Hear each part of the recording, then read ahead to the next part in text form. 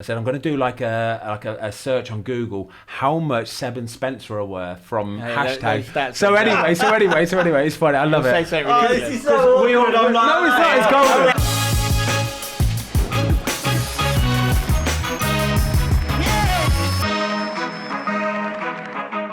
It's characters. It's like a soap, isn't it? You have to have recurring characters. The challenge in that, though, because that's what it was at the start. But the challenge of non-league is just the nutrition. It's just the movement of players. So, like, as much as we've been, Jacko's basically been amazing. He's kept playing, and he also lives nowhere near. He lives 2 hours away. So far away. He lives in Windsor. Is he as angry as he looks? Yeah. He's a sweetheart. He would be. He's a sweetheart. He's an absolute sweetheart. He's a sweetheart.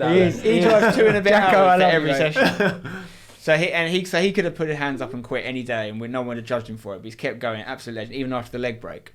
But he's actually the only one left now as a player. Jack Harrison's hopefully coming back. My friend from school, I've been playing like football with a tennis ball in the playground since we're 12 years old together. He was our club captain when we won the league, the first year in non-league. He did his ACL playing in a friendly inter-club friendly 2 years ago this month, and he's just returned to training this last week. And he was, I mean, and he's like 36 he's captain now. Of independent England schoolboys or whatever, like proper player. Yeah, some good players. But so if he comes back, that's great. And let's say we get 1 more year out of them. There will come a time where we have no one left from the beginning. So when it comes to the soap operas and the characters you're talking about, it's the people off the pitch. It's me and Seb who are every game. It's Cesar now to an extent. It's our people like LP, one of our presenters who's been with us for a long time. It's Alex. Who's the guy that does? Sorry to interrupt. Who's the guy that films? Because I was watching the bit when Devs was doing the academy bit, and the guy comes up to him at the wrong time. Yeah, that's LP. Asks him a question, blonde hair, and Devs kind of like cut him down, and I was they've got a little bit of a love-hate relationship. But it was like nice to see. You could tell it was like not now, but he was serious. But it was kind of like and that's where Devs was a great capture because he won't mind me saying, like, he wasn't like your classic sort of. He wouldn't have watched YouTube before he came to us. His kid, his lad. And that Ellis gave us so much credibility, by the way, because we came into the non-league world, and that was a big thing. Whenever we talk to people about hashtag, a lot of the times the question is, how are you perceived by traditional non-league? Because you're coming from a YouTube team called Hashtag United, going up against teams that have been around hundreds of years, real old school committee-led, like old boys type teams.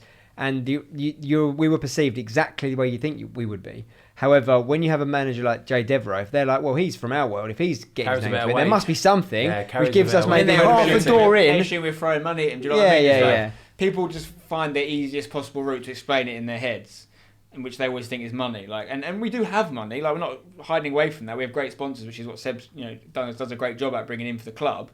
But we don't throw it at the players, and I'm sure they'd love it if we did. Guys, quickly, can I just interrupt you as well? This morning I rung you, didn't I? I said one thing in football I love doing, like to the lads, like so say if we get like a young player come in to the first team or something like that, right? I'll always make a point of going, right, you've got to stand on the stage and you've got to introduce yourself, you've got to say who you are, position, all that kind of, and they're like, oh, they're nervous, it's horrible, right? But then I'll go, you've got to answer some questions as well. The question I'll always ask, right, is, how much do you earn, mate? How much do you want a week, right? And you would not believe the amount of young lads that, because they're in front of like the senior players, will go, £800 a week. So it's incredible. As soon as they said it, it's incredible. So anyway, I said to Tom earlier, I said I'm going to do like a search on Google how much Seb and Spencer are worth from hashtag. So anyway, it's funny. I love it. This is so awkward. No, it's not. It's golden. I already know what he was saying. It's not true. Because we all know that Google is so bang on and exactly it is what it is, right? So it is what it is. So if Google says it, okay, we have got here. So Seb, I'll start with you. You're the big dog, by the way. All right. Your value for you is between $1 and $5 million. All right. Bargain.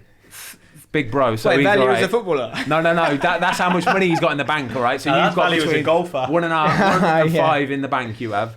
And Spencer, sorry mate, you've only got $700,000 in the bank. It's probably close to the I mean, I don't know how they get that. It's outrageous. The thing is, if you Google that, within like 4 clicks, you've got 8 different answers, haven't you? Exactly. Yeah. I just took the first one I had. Like, basically, just add a couple of zeros and you're probably about right.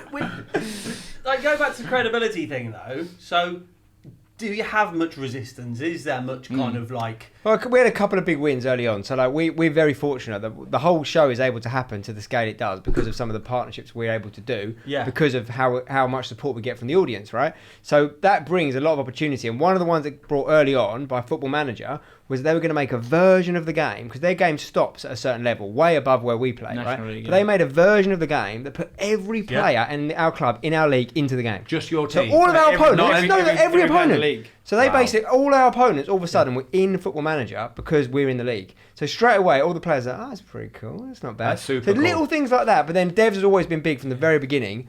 Like silly things that may not sound like a lot, but like leave the change room cleaner than you find it. Yeah, like little things like that. And it's the people nice. that build Standard. clubs, those things, you have a chat with someone. Like, do you know hashtag actually the time up? Yeah. Did they?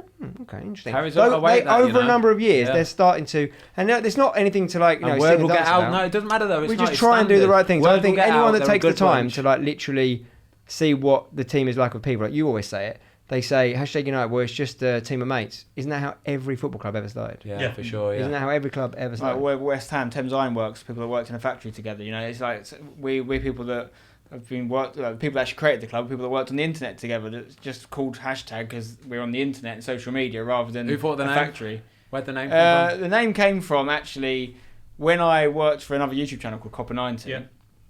We created a 7-a-side team that we just played for fun in London. Yeah. And actually, I've fast Like forward. Power League, like Power League. Yeah, it's kind of Power thing. League. Yeah, We yeah. called our team hashtag FC because we all worked in football social media. But that actual name come from an idea that I pitched to Copper 90 that they binned off, which I understand why they binned it off, to be fair, it was the right decision, which was like, do you remember Fash FC? John Fash? Yeah. Like a modern day version of that, where I was going to be the presenter and manager of the team, and I was going to have an iPad, and we were going to live stream the games.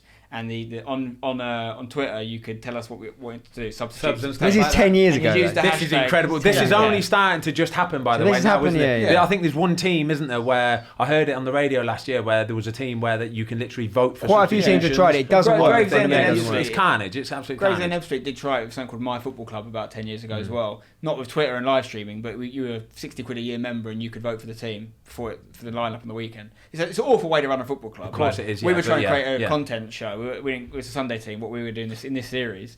But they didn't do it because we were a brand new channel. We had no subscribers. That idea works. You need enough people watching to make To the vote actually do relevant. it If properly 7 as people well. vote and go, yeah, sub John off, you need 7,000 people voting. Do you know what I mean? So Hashtag FC. we never did it. I kept the name.